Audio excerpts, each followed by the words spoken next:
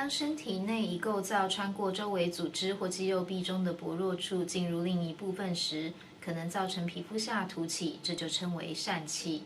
疝气通常发生于腹部，最常见的是腹股沟疝气，是指部分肠道通过腹股沟中的腹股沟管薄弱处。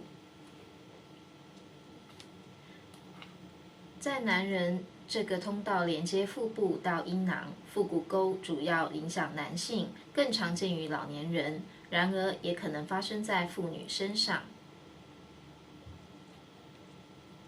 未治疗的疝气随着时间的推移，通常会变得更大更痛，尤其是在提重物时，这被称为脚窄，需要紧急手术。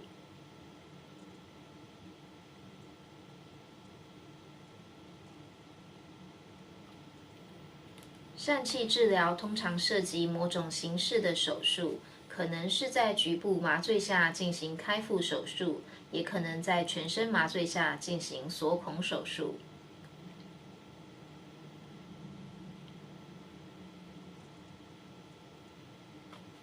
在开放式手术中，在局部麻醉下开腹进入腹股沟，避免全身麻醉，将凸起通过薄肉处推回，然后利用网片补强肌肉。在锁孔手术也称为腹腔镜手术中，手术在全身麻醉下进行，所需切口小得多，并利用特殊器械修补疝气。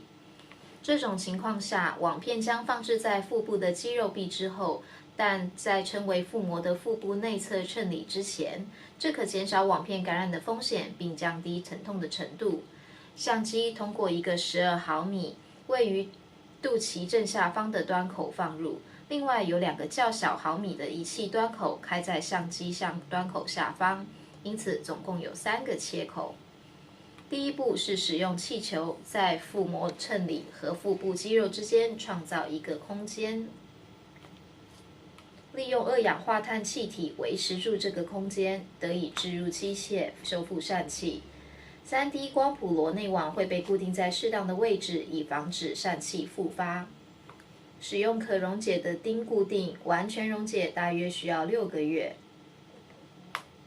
网片需要充分重叠并固定到耻骨之上，以防止疝气再次发生。过程中必须极度小心地避免腹股沟线中的精细结构，包括精索导管。精索导管负责睾丸的供血和排血。在您的手术后的4个星期，请避免提举重物，如超过10公斤，以避免疝复发。2周后可移除防水敷料，2到6周后需与您的外科医生预约复诊。